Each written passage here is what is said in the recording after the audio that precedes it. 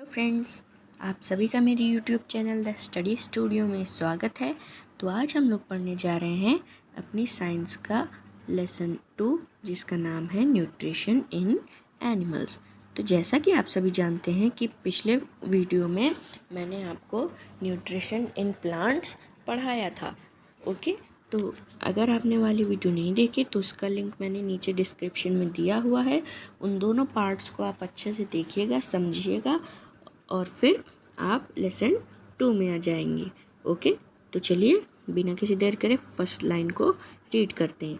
तो सबसे पहले यहाँ पर एक वार्म अप दिया गया है और आप जानते हैं कि वार्म अप मैं हमेशा आपको होमवर्क में दे देता हूँ।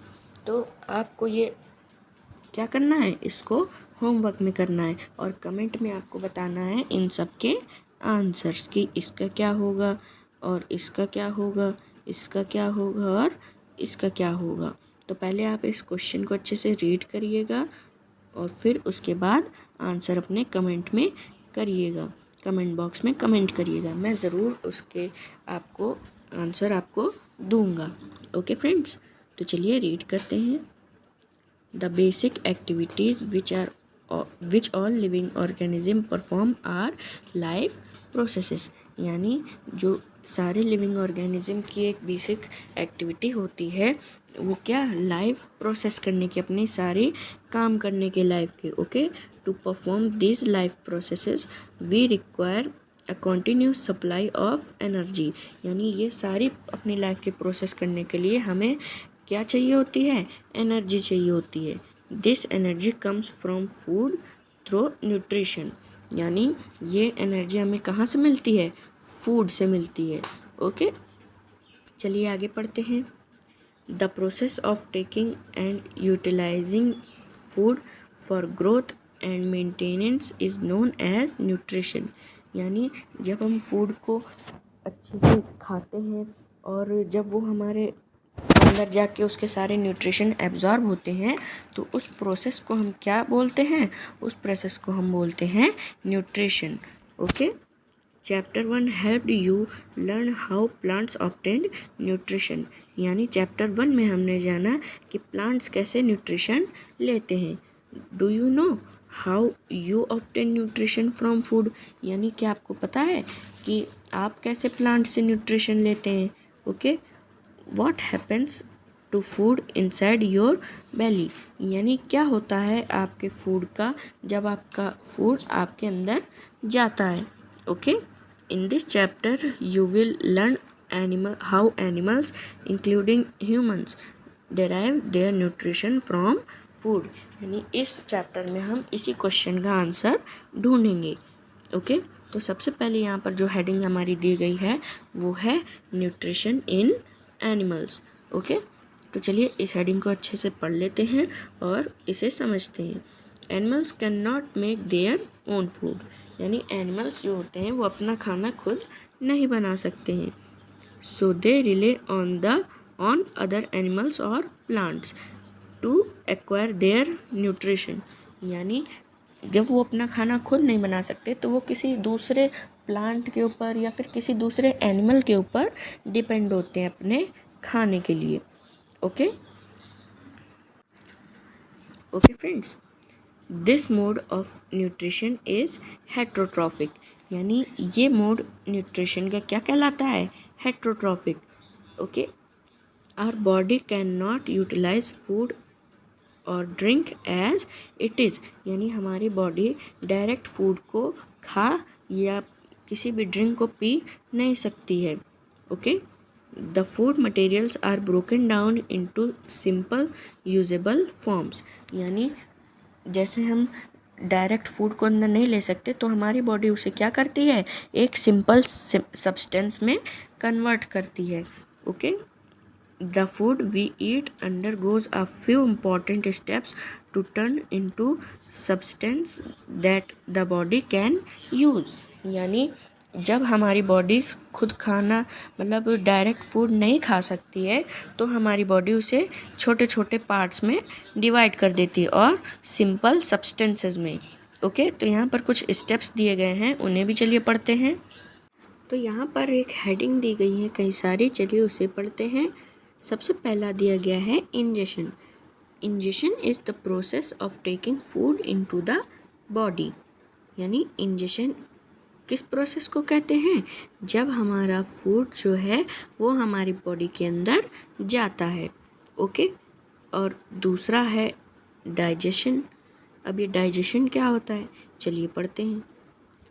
Digestion is the breakdown of the food into simple substances which can be absorbed by the body। यानी डाइजेशन उस प्रोसेस को कहते हैं जब हमारा जितना भी फूड हमारी बॉडी के अंदर जाता है वो फूड जो है वो सिंपल सब्सटेंस में ब्रेक डाउन हो जाए। ओके। और हमारी बॉडी उसे एब्जॉर्ब कर सके। अब नीचे आ जाते हैं। नीचे है absorption. Absorption is the transport of digested food particles, example nutrients and water in the tissues of the body।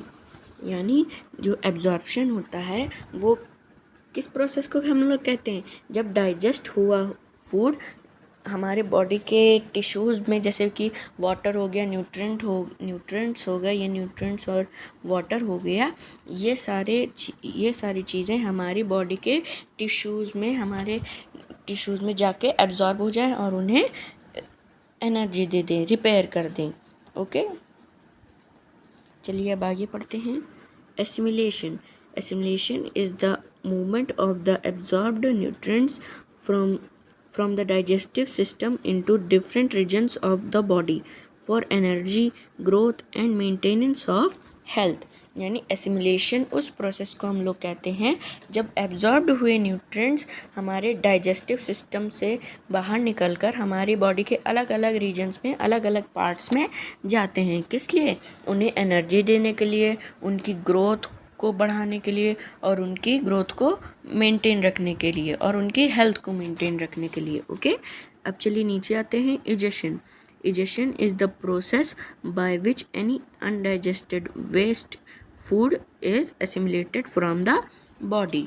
यानी इजेशन उस प्रोसेस को हम लोग कहते हैं जब हमारे बॉडी के जितने भी वेस्ट मटेरियल होते हैं जो कि अनडाइजेस्टेड फूड होता है वो हमारी बॉडी से बाहर निकल जाए। ओके। चलिए अब नीचे आ जाते हैं। All animals do not take in a digestive food the same way. यानी सारे एनिमल्स हमारी डाइजेस्टिव सिस्टम की तरह वर्क नहीं करते हैं। Complex organism have special organs in their body to digest, absorb and assimilate food. यानी जो अलग अलग टाइप के जानवर होते हैं उनके अंदर अलग अलग तरीके की स्पेशलिटी होती है अपने फूड को डाइजेस्ट करने के लिए। Okay. Birds have beaks to pick food. यानी जैसे कि बर्ड्स के पास क्या होती है? पीक होती है। पीक कैसे? जैसे कि इस तरह उनके होती है आगे। ये हो गई हमारी बर्ड। सॉरी मेरी ड्राइंग अच्छी नहीं है थोड़ी लेकिन ये हो गई बर्ड और यहाँ पर ये हो गई उसकी क्या? ये हो गई उसकी क्या? पीक। इसी से वो खाना उठाती है और अपने मुंह के अंदर डाल देती है। ओके फ्रेंड्स, उम्मीद है आपको बात समझ में आ रही होगी। अजिराफ एक minute. A giraffe can pull some leaves and small twigs from a tall tree into its mouth using its lips and tongue and begins to chew। यानी जिराफ के पास एक क्या होती है? उसके पास उसके मुंह में एक ऐसी रीढ़ होती है जब वो अपने मुंह के अंदर सारे जितने भी लीव्स होती हैं बहुत ही लंबे पेड़ की, जो कि नॉर्मल जानवर नहीं उसको खा सकते क्योंकि वो बहुत ऊंची होती है, लेकिन जिराफ की गर्दन बहुत ही ज़्यादा ऊंची होती है। और आपके लिए एक जिराफ से रिलेटेड क्वेश्चन भी है कि क्या आपको पता है कि जिराफ के नेक में कितनी बोन्स होती हैं? तो जिराफ के नेक में टोटल कितनी बोन्स होती हैं? आपको ये कमेंट बॉक्स में कमेंट करना है। वैसे तो मुझे इसका आंसर पता है, लेकिन मैं बताऊंगा नहीं। ओके, तो इसका आंसर आपको पता करना है और फिर बताना है कमेंट बॉक्स में। A frog uses its long sticky tongue to catch insects. यानी जो फ्रॉग होता है उसके पास उसकी टंग में एक बहुत ही ज़्यादा स्टिकी लिक्विड होता है, जिससे वो अपनी जीभ को लंबी करके बहुत ही ज़्यादा दूर इंसेक्ट को भी कैच कर लेता है। Okay, a mosquito uses its feeding tube to suck in blood. यानी एक मॉस्किटो के पास उसकी जो सकिंग फीडिंग ट्यूब होती है, उसको वो यूज़ करके सारा ब्लड हमारे अंदर से, मतलब सारा नहीं, जितनी उसको चाहिए, जितना उसको ब्लड चाहिए होता है उतना वो ले लेता है। ओके,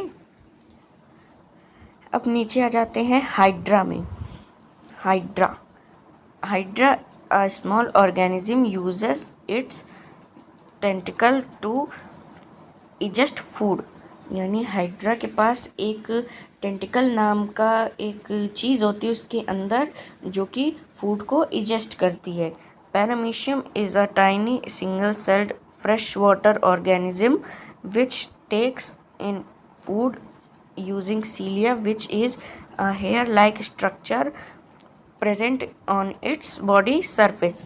यानी पैरामीशियम भी एक सिंगल सेट ऑर्गेनिज्म होता है, यानी उसके बॉडी के अंदर केवल एक ही सेल रहता है, एक से ज़्यादा नहीं रहते। जैसे हमारी बॉडी में बहुत सारे लाखों करोड़ों अरबों सेल हैं, लेकिन उसके अंदर केवल एक ही सेल होता है। ओके, चलिए अब नीचे अमोबिया में आ जाते हैं। Amoeba is a simple organism which performs all the steps of the nutrition process in a one single cell।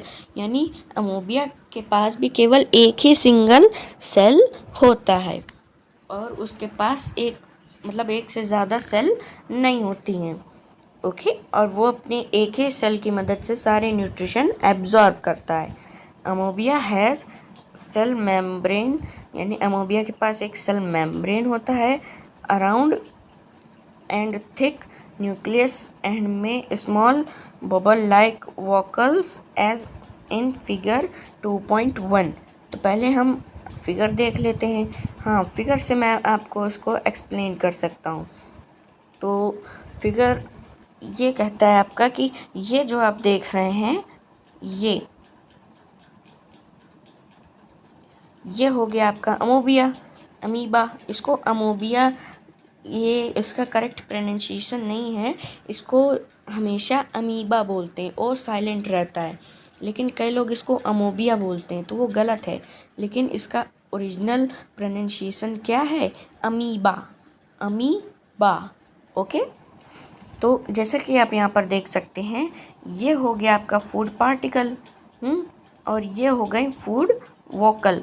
ये और ये इजेस्टेड फूड हो गया, जो कि वेस्ट है। और अमोबिया कहीं से भी खुल सकता है।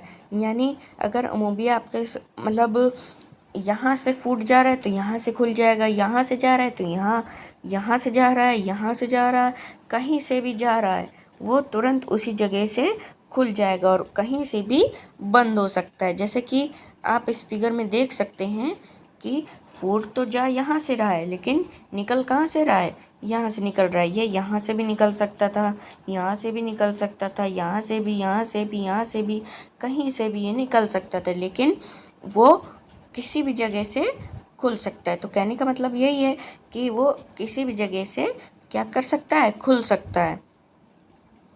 अब चलिए नीचे आ जाते हैं डाइजेशन इन ह्यूमंस में। Digestion in humans, we take in food through our mouth. यानी फूड को जो है वो हम अपने माउथ के अंदर लेते हैं, फिर उसके बाद वो फूड नीचे जाता है।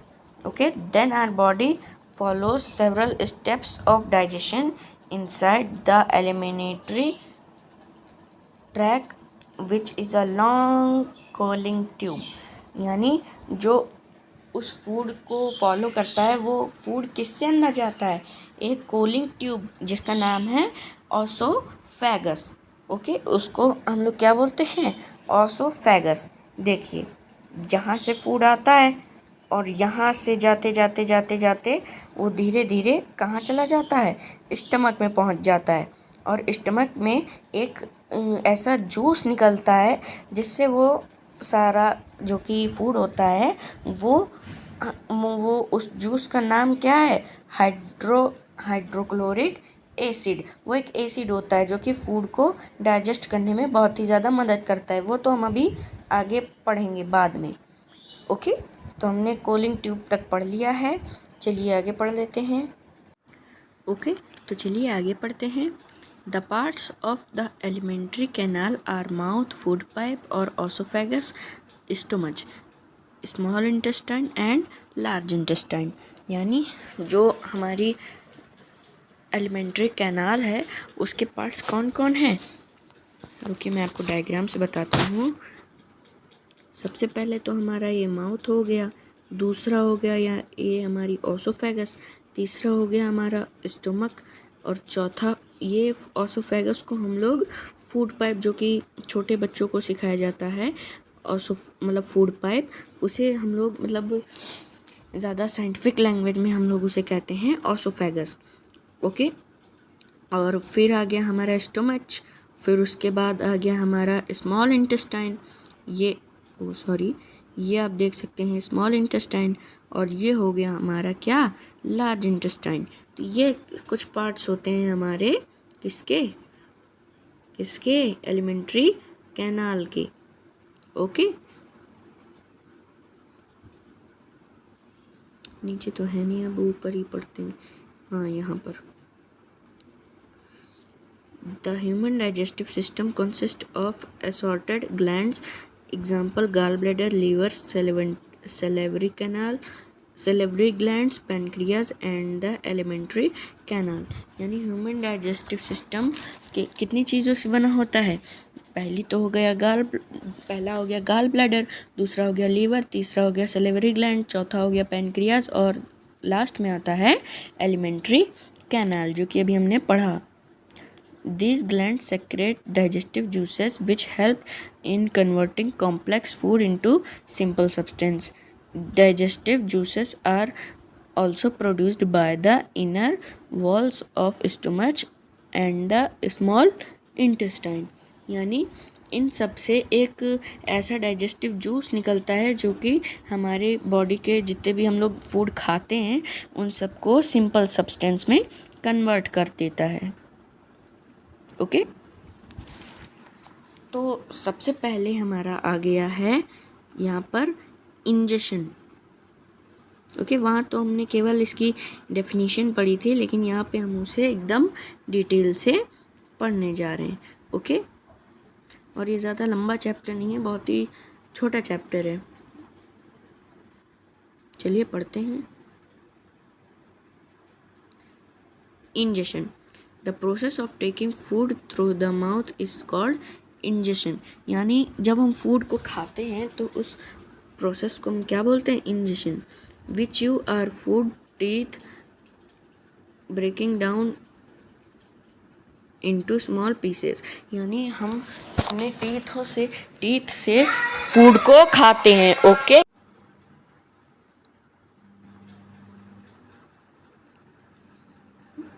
Breaking it down into small pieces, यानी हम उन्हें स्मॉल पीसेस में बांटने के लिए च्यू करते हैं अच्छे से।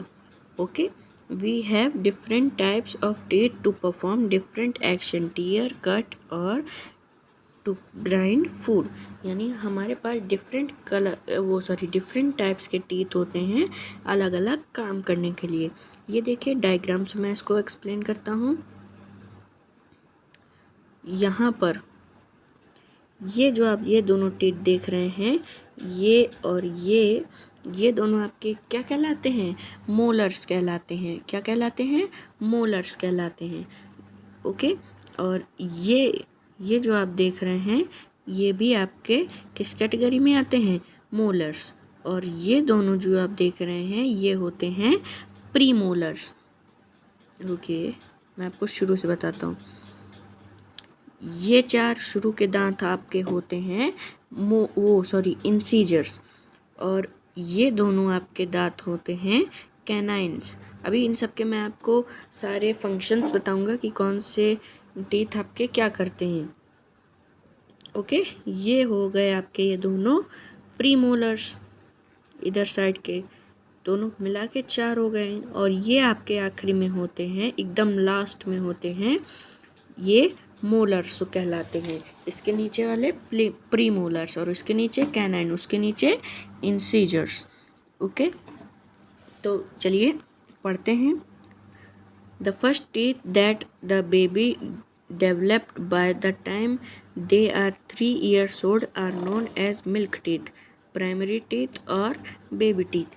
यानी जो पहली बार एक किसी बच्चे के दांत उगते हैं 3 साल की उम्र में, तो उन दांतों को हम क्या कहते हैं, उन्हें हम कहते हैं मिल्क टीथ। यानी कभी कभी आपकी मम्मी कहती होंगी ना, दूध के दांत, है ना, दूध के दांत आपने सुना होगा कई बार, तो उन्हीं को कहते हैं हम क्या, milk teeth.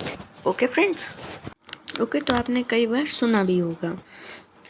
Okay, the milk teeth begin to loosen and fall out and permanent teeth start develop at about age 6। यानी जब आप 6 साल के हो जाते हैं तो उस एज में आपके वो जो मिल्क टीथ होते हैं वो टूटना शुरू हो जाते हैं और परमानेंट टीथ आपके ग्रो होना शुरू हो जाते हैं। टाइप्स ऑफ टीथ, चलिए अब हम टीथ के टाइप पढ़ते हैं। सबसे पहले the types of teeth are incisors, canine, premolars and molars. Okay, तो एक एक करके हम सबको डिस्कस करते हैं। Incisors, these are the chisel shaped front teeth with sharp edges that we need to bite food। यानी जो इंसीजर्स होते हैं वो हमें किस चीज़ में मदद करते हैं, फूड को बाइट करने में। Canines, they sit next to incisors, यानी वो इंसीजर के अगले पार्ट में बैठते हैं। Canines have sharp pointed as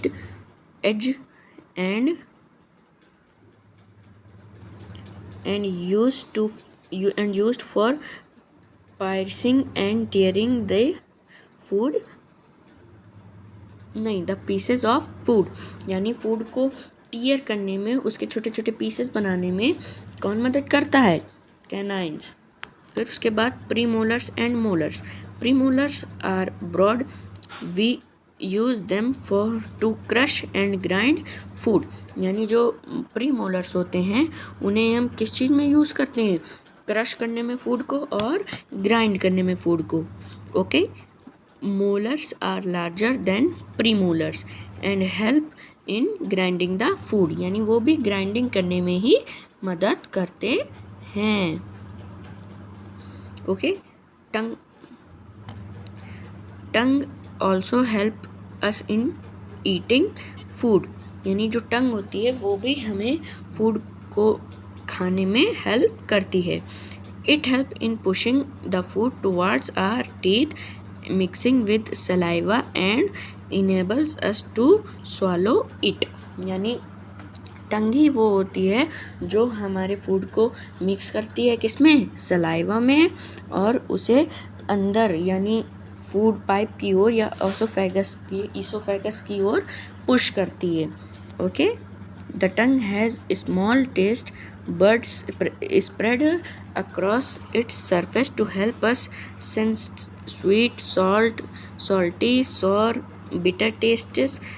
यानी टंग होती है जो कि हमें मीठा टेस्ट कराती है, सॉल्टी टेस्ट कराती है, सॉर यानी खट्टा टेस्ट कराती है, और बिटर टेस्ट कराती है, नमकीन। Okay, the tongue also help us in speak. यानी टंग जो होती है वो हमें स्पीक करने में भी मदद करती है। और एक और बात मैं आपको बता दूँ टंग के बारे में, जो कि आपको बचपन से ये सिखाया जाता है कि वो स्वीट के ये जितने भी बर्ड्स होते हैं वो आगे की ओर होते हैं, जो पीछे की ओर होते हैं, तीखा खाने के लिए पीछे की ओर होते हैं। ये सब गलत है, ये सब आपका गलत है। टंग का एक एक हिस्सा आपके सारे फूड को टेस्ट करने की वो क्या रखता है, एबिलिटी रखता है। यानी आप अगर मीठा खाएंगे तो आपका टंग का एक एक बर्ड आपका मीठा टेस्ट करने की एबिलिटी रखता है। ये नहीं कि मीठा आपका केवल पीछे वाले टेस्ट कर सकते हैं और आगे वाले नहीं कर सकते। ओके, सारी चीज़ें सारे बर्ड्स टेस्ट कर सकते हैं। अब चलिए और नीचे आ जाते हैं। Taking care of our teeth and gums. We can not see bacteria, यानी हम बैक्टीरिया नहीं देख सकते, but they are present everywhere, यानी वो हर जगह प्रेजेंट रहते हैं। इवन आवर माउथ, यानी और हमारे मुंह में भी। Of course not all bacteria are harmful, यानी सही बात है, सारे बैक्टीरिया हमारे लिए खतरनाक नहीं होते। However some bacteria that live in mouth our mouth feed on the remaining food particles, यानी जो बैक्टीरिया होते हैं वो हमारे मुंह के अंदर भी प्रेजेंट रहते हैं और माउथ के जितने भी जैसे फूड कुछ बच जाता है तो वही बैक्टीरिया उसे खाते हैं। Okay, this happens when we do not brush और clean our mouth properly after eating, यानी ये तभी होता है जब हम खाने के बाद ब्रश नहीं करते या फिर अपने मुंह को अच्छे से धोते नहीं हैं। Okay, the bacteria then produce acids that can dissolve tooth enamel causing tooth decay, also known as dental caries, यानी तभी उनको उन जितने भी बैक्टीरिया होते हैं उन सबको मौका मिल जाता है हमारे मुंह में घुसने का, और फिर वो क्या करते हैं कि वो अपने अंदर से एक एसिड प्रोड्यूस करते हैं। क्या करते हैं? एसिड प्रोड्यूस करते हैं, जो कि हमारे दांतों के एनामल जो कि ऊपर जो आपको सफ़ेद सफ़ेद दिखता है उसे वो लोग गला देते हैं, उसको अच्छे से वर्क नहीं करने देते। तभी आपको आपके दांत में दर्द होता है, फिर आप डॉक्टर के पास जाते हैं। ओके, चलिए आगे पढ़ते हैं। Besides brushing twice in a day, यानी हमें ब्रश 2 बार दिन में करना चाहिए। We should also choose healthy snacks including fruits, nuts and veggies instead of sugary snacks or beverages, यानी जो हमें अपनी हेल्थ का भी अच्छे से ख्याल रखना चाहिए। हेल्दी स्नैक यूज़ करना चाहिए जैसे कि फ्रूट, नट्स, वेजीज। ये नहीं कि आप स्नैक्स दिन भर खाते रहें, तो यानी कुरकुरे, चिप्स विप्स कुछ भी खाते रहें। ओके, चलिए आगे पढ़ते हैं। अब नीचे आ जाता है आपका डाइजेशन क्या होता है, चलिए पढ़ते हैं। Digestion the process of digestion starts in the mouth, यानी जो हमारे डाइजेशन की प्रोसेस होती है वो हमारे माउथ से ही शुरू हो जाती है। Itself when you start chewing, यानी जब आप चबाना शुरू करते हैं खाना को तभी से वो प्रोसेस स्टार्ट हो जाती है। Does your favourite dish make your mouth water, यानी जब आपकी फेवरेट डिश आपके सामने हो तो आपके मुंह में पानी आता है। That water is secreted by your mouth is saliva which consist of digestive juices to break down the food, यानी वो कब बाहर आता है? जब आपके सामने आपका फेवरेट फूड रखा हो और आपका मुंह सलाइवा को प्रोड्यूस करने लगता है। ओके, जो कि सलाइवा के अंदर क्या होता है? एक डाइजेस्टिव जूस होता है फूड को ब्रेक डाउन करने के लिए। After the food is swallowed it slides down the oesophagus and also called the food pipe, यानी जब फूड हमारे अंदर जाता है तो वो किसके थ्रू जाता है? और ईसोफेगस की ओर, यानी इसमें भी ओसोफेगस नहीं होता है, ईसोफेगस होता है। ईसो, ओके, ओ साइलेंट रहता है। Oesophagus also called the food pipe. Okay, the oesophagus connects the mouth to the stomach, यानी जो ईसोफेगस होती है वो हमारे माउथ को हमारे स्टमक से कनेक्ट करती है। Oesophagus is made up of muscles, यानी ईसोफेगस जो होती है वो हमारे मसल्स से बनी होती है। The muscles in the digestive track help the food move by creating a wave-like movement called पेरिस्टलेसिस। यानी जब हमारे डाइजेस्टिव ट्रैक्ट जो है वो हमारे फूड को हेल्प करता है, किसमें, फूड को अंदर यानी ईसोफेगस के अंदर जाने में। Okay, peristalsis takes place throughout the eliminatory canal. यानी जो पेरिस्टलेसिस होती है वो हमारे एलिमेंट्री कैनाल में जगह ले लेती है। Okay, this help us digest food whether we are standing or lying down. यानी वो हमारे फूड को हेल्प करती है जब हम लोग अंदर मतलब खड़े होते हैं या फिर लेट जाते हैं। Okay, including plenty of fibre in our diet help this movement. यानी जब हमारी डाइट अच्छी होती है तो वो जो है हमारी मतलब इन फाइबर्स को भी इस मूवमेंट में मदद करती है। जैसे कि आप यहाँ इस डायग्राम में देख सकते हैं, ये हो गया आपका फूड और ये हो गई आपकी oesophagus.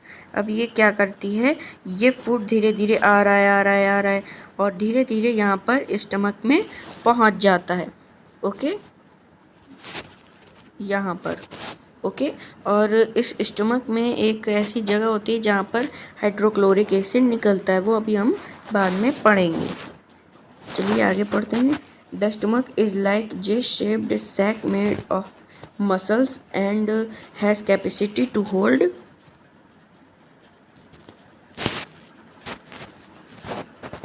Up to 2 litres of food. यानी हमारा स्टमक जो है वो जे शेप्ड में होता है। जे शेप्ड का एक मसल होता है हमारी बॉडी में जो कि 2 लीटर तक खाना अपने अंदर ले सकता है, depending upon the food eaten. यानी वो हमारे खाने पर ही डिपेंड करता है। इट सेज in the stomach from few minutes to few hours. यानी वो हमारी जितना भी फूड होता है वो हमारे स्टमक में कब तक रहता है, कुछ मिनट से लेकर के कुछ घंटों तक। Okay, the inner lining of the stomach secrets hydrochloric acid and digestive juices. जैसे कि मैं बहुत देर से बात कर रहा था, hydrochloric acid hydrochloric acid hydrochloric acid, तो यहाँ से उसकी शुरुआत हो चुकी है। अब धीरे धीरे हम हाइड्रोक्लोरिक एसिड को अच्छे से पढ़ेंगे। हाइड्रोक्लोरिक एसिड होता क्या है? सबसे पहले हाइड्रोक्लोरिक एसिड होता है एक हमारे पेट में एक एसिड होता है, बहुत ही ज़्यादा खतरनाक एसिड होता है।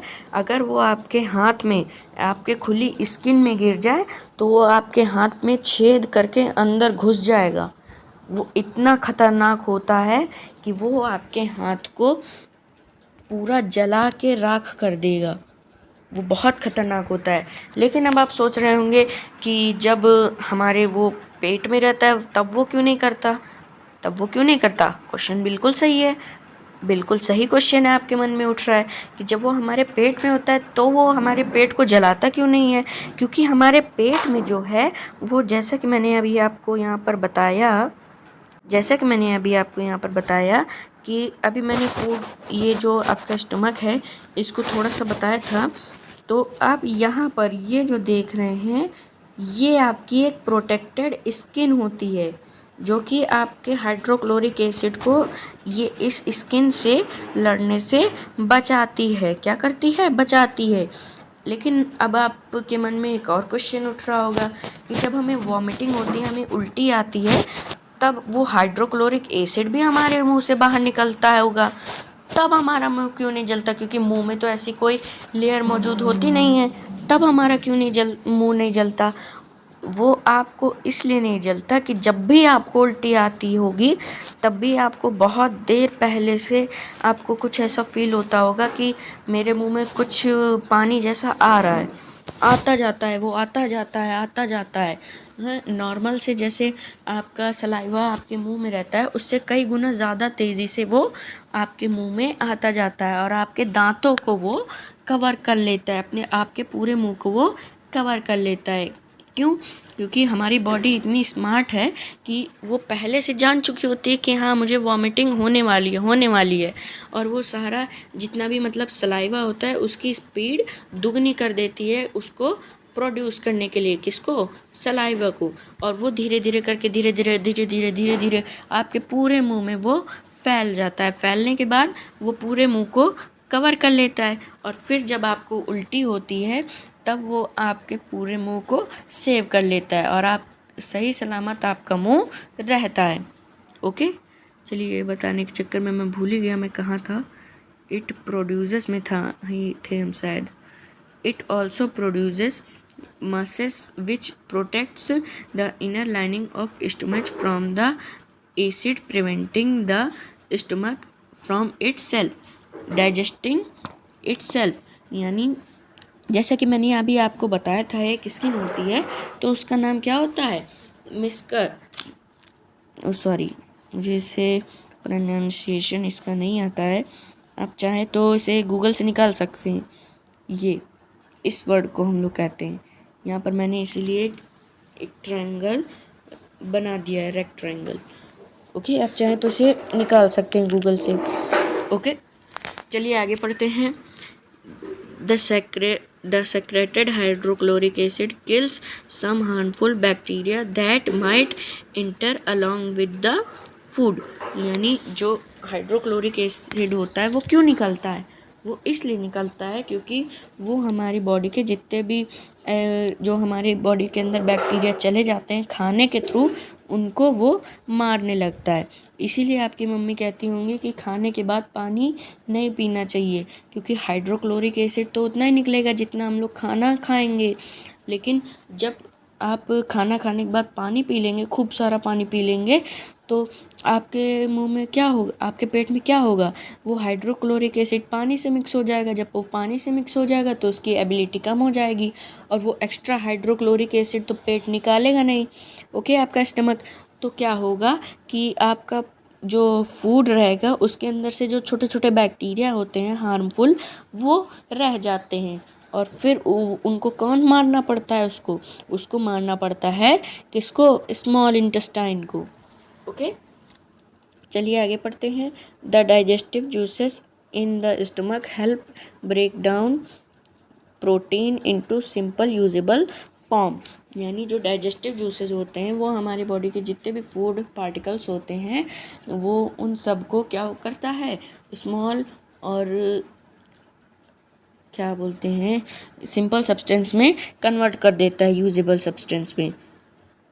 So the food is partially digested from in the stomach itself। यानी वो फूड स्टमक में ही क्या हो जाता है? डाइजेस्ट हो जाता है। Then the food enters in the small intestine।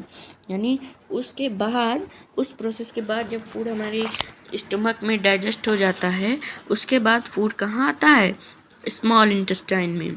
Okay, It is a long tube-like part of the digestive tract that connects the stomach and the large intestine। जैसे कि अभी हमने पढ़ा था कि फूड मतलब जो ईसोफेगस होती है वो हमारे मुंह को पेट से कनेक्ट करती है। अब क्या होता है कि जो पेट से जो लार्ज इंटेस्टाइन को कौन कनेक्ट करता है? स्मॉल इंटेस्टाइन कनेक्ट करता है हमारे स्टमक को लार्ज इंटेस्टाइन से। Okay, muscles in small intestine mix the food with more digestive juices। Some of the juices are produced in small intestine itself, while the other secretion of liver and pancreas organs which are located just below the stomach। यानी कुछ juices जो कि मैंने अभी आपको बताया था कि जो हमारे क्या प्रोड्यूस करते हैं? स्मॉल इंटेस्टाइन हमारे जूस को, हमारे फूड को मारना पड़ता है जब हम खूब सारा पानी पी लेते हैं। लेकिन उसके साथ साथ कई और सारे जूस निकलते हैं जो कि हमारे पैनक्रियाज में जूस वो होता है, उस जूस को हम लोग क्या बोलते हैं? बाइल जूस बोलते हैं। क्या बोलते हैं? बाइल जूस, जो कि अभी हम चैप्टर में आगे पढ़ेंगे। ओके, वीडियो काफ़ी लंबा हो चुका है लेकिन अभी तो बहुत सारा बचा है, जैसे कि आप देख ही सकते हैं। ये देखिए। लेकिन मैं पिछली बार की तरह इसको 2 पार्ट में डिवाइड नहीं करूँगा, क्योंकि उस वीडियो के नीचे आपके कमेंट आए थे कि सर अलग अलग पार्ट में से वीडियो को ना अलग करा करिए, इसलिए मैं एक ही वीडियो में इस वीडियो को समझा दूँगा, इस चैप्टर को, सॉरी। ओके, चलिए आगे पढ़ लेते हैं। यहाँ पेन स्टमक तक हो गया था। अब नेक्स्ट पेज में आते हैं, page number 21। Into simple substances. Pancreas is an organ situated behind the stomach. यानी पेनक्रियास का एक ऑर्गन होता है जो कि स्टमक के पीछे साइड में वो लोकेटेड होता है। Okay, it secrete pancreatic juices which help in breaking down of carbohydrate, fat, protein.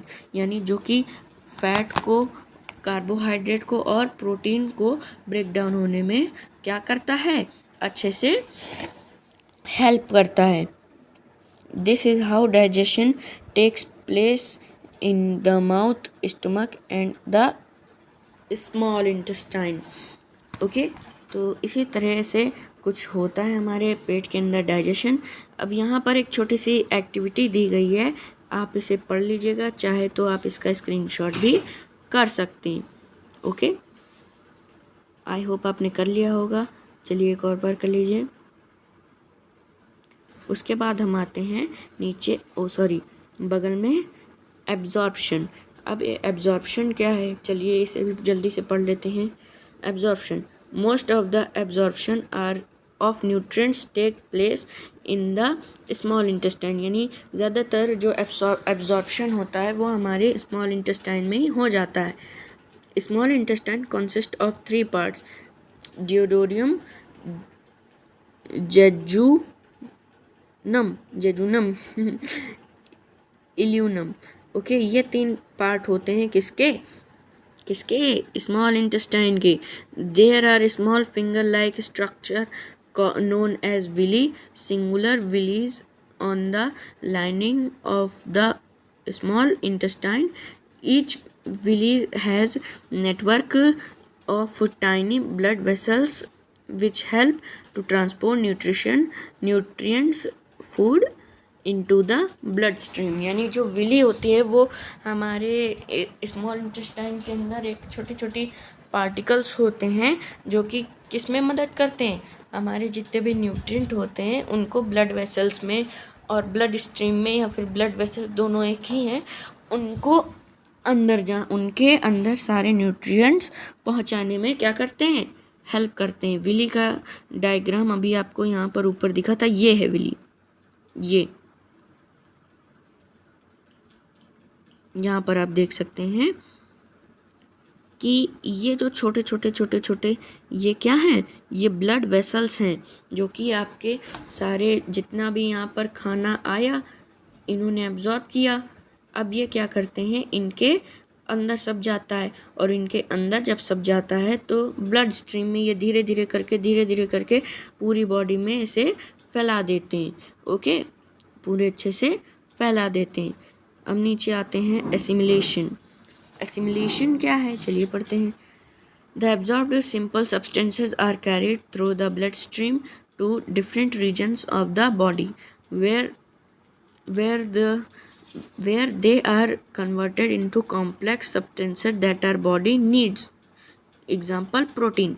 यानी जब वो सिंपल सब्सटेंस में कन्वर्ट होके चले जाते हैं ब्लड स्ट्रीम में, तब वो डिफरेंट रीजन में जाते हैं बॉडी के, और वो फिर से कॉम्प्लेक्स फूड में, कॉम्प्लेक्स सब्सटेंस में कन्वर्ट हो जाते हैं जो कि हमारी बॉडी को चाहिए होता है। जैसे कि प्रोटीन, ये वो वाला कॉम्प्लेक्स फूड नहीं जो कि हम लोग खाते हैं, ये वो वाला कॉम्प्लेक्स फूड है जैसे कि हमारे कार्बोहाइड्रेट हो गए, मिनरल हो गए, फैट हो गए, ये वाले। Okay, for the energy supply our body needs the transported food, यानी कि glucose breaks into carbon dioxide and water to release energy. यानी जो हमें कंटिन्यूस सप्लाई ऑफ एनर्जी चाहिए होती है वो हमें कार्बन डाइऑक्साइड से मिलती, मतलब जो कि हमारे फूड से ग्लूकोज से मिलती है। और ग्लूकोज क्या करता है कि जितनी भी मतलब जो होता है उसको किस में कन्वर्ट कर देता है, कार्बन डाइऑक्साइड में। और का and water to release energy, और वाटर में भी क्या कर देता है, वो कन्वर्ट कर देता है। क्यों? क्योंकि उसे क्या प्रोड्यूस करनी होती है, एनर्जी रिलीज करनी होती है। The food that could not be digested और absorbed then enters into the large intestine.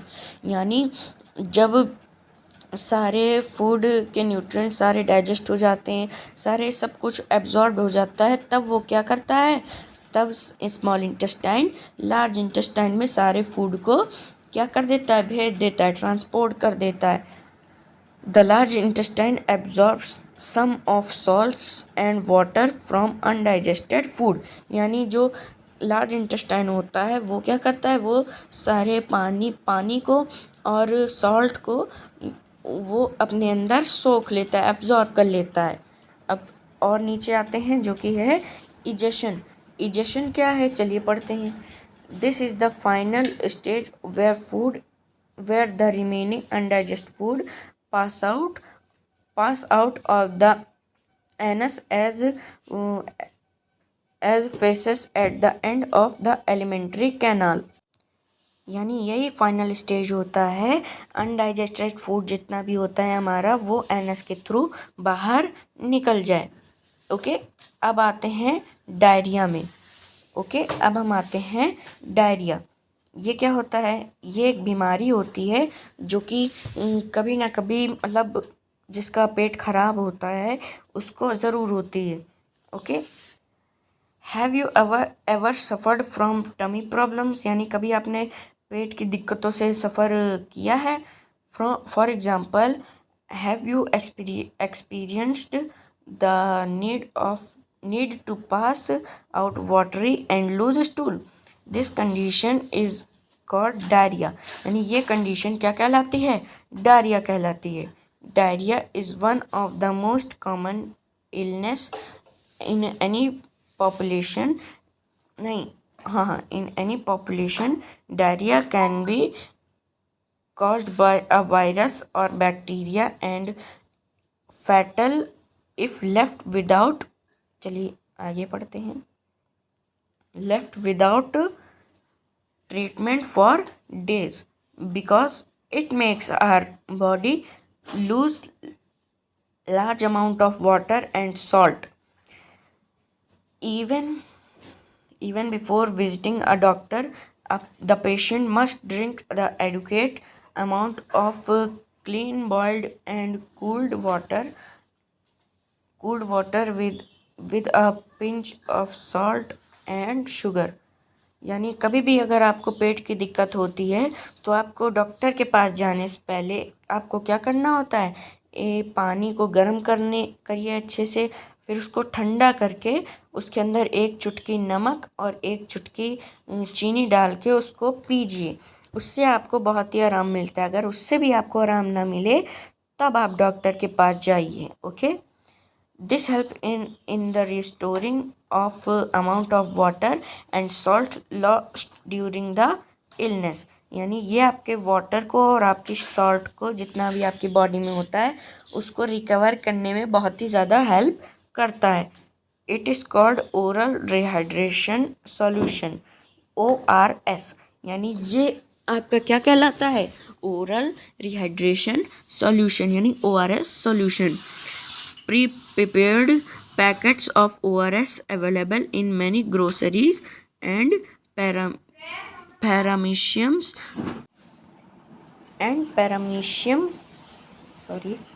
Paramecium ready to be mixed with water. यानी जब हम वो घोल ORS का घोल पी लेते हैं तो वो जाके हमारे डाइजेस्टिव सिस्टम में जाता है, और जितना भी एक्स्ट्रा पानी होता है वो हमारे स्मॉल इंटेस्टाइन में जाके क्या हो जाता है, एब्जॉर्ब हो जाता है। ओके, तो यहाँ पर नीचे कुछ एक्सरसाइज दी गई है, MCQs दिए गए हैं, चलिए उन्हें पढ़ लेते हैं। Name a set of teeth that develops after about 6 years, यानी जब हमने पहले पढ़ा था टीथ वाले पैराग्राफ में कि परमानेंट टीथ हमारे कब शुरू होते हैं, अबाउट 6 ईयर्स यानी 6 साल के बाद। तो यहाँ पर क्या आंसर होगा? Option C. ओके, तो ऑप्शन सी में हमने टिक लगा दिया है। आफ्टर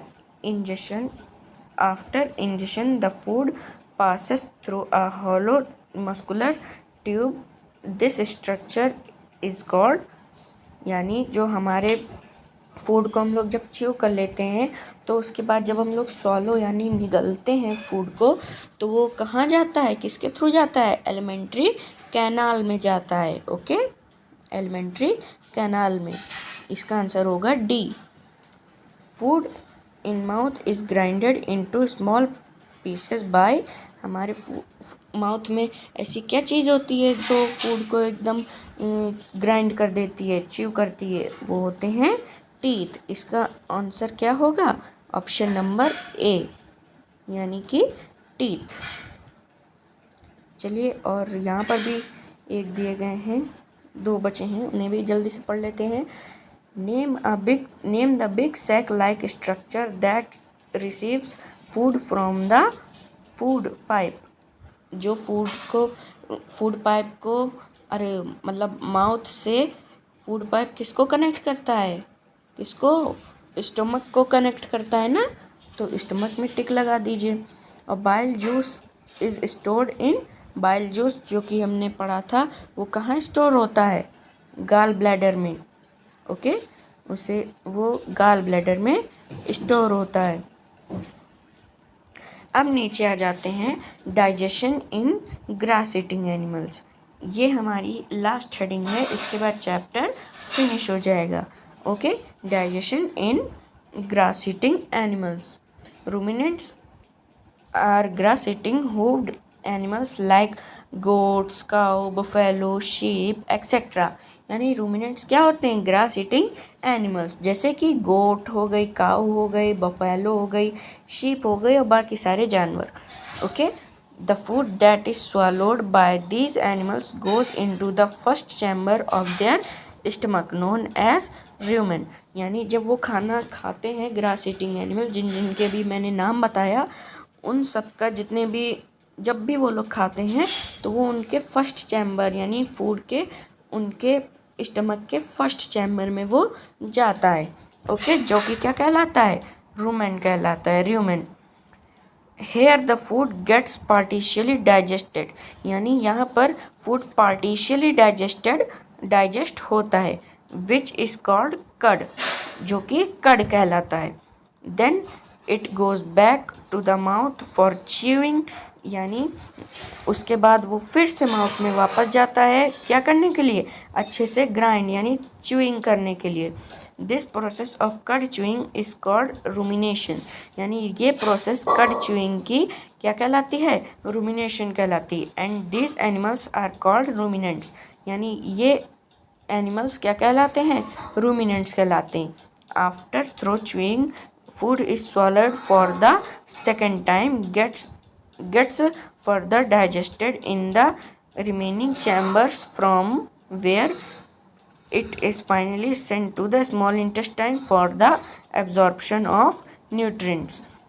यानी ये सारे च्यूइंग करने के बाद जब फूड वापस से अंदर जाता है, सेकेंड टाइम अंदर जाता है, तो वो डाइजेशन के लिए कहाँ जाता है?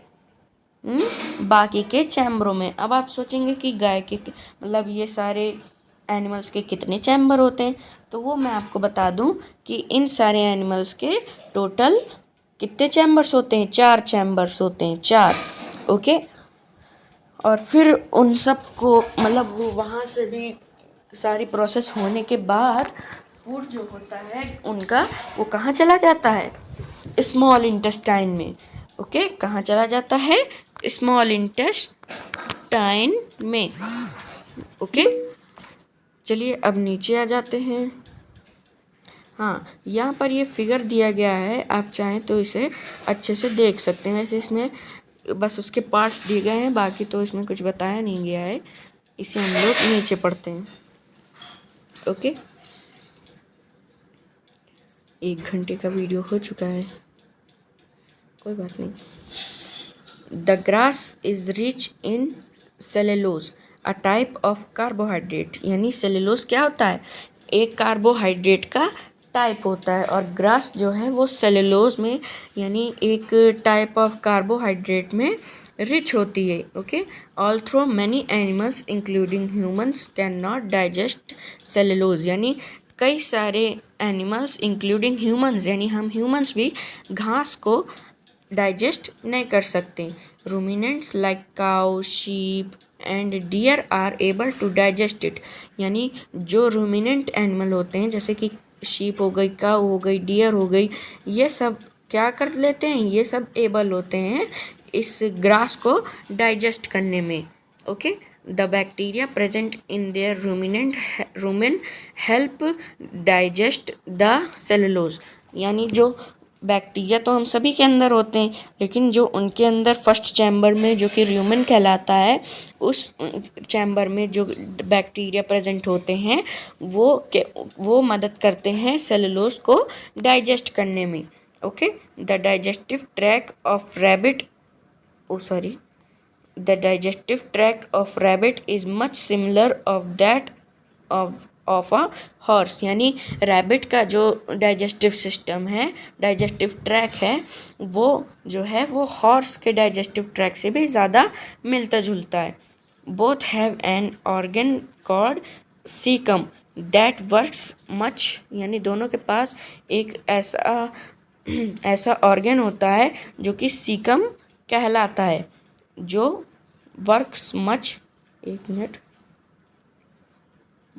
Much like र्यूमन of a cow, जो कि काउ के फर्स्ट चैम्बर की तरह ही वर्क करता है, जो कि र्यूमन कहलाता है। But instead of being at beginning of the digestive track it is at the end. यानी जैसे काउ के पहले होता है, सबसे पहले चैम्बर में वो होता है, लेकिन जो रैबिट और हॉर्स होते हैं उन सब के एंड में एकदम होता है। Okay, the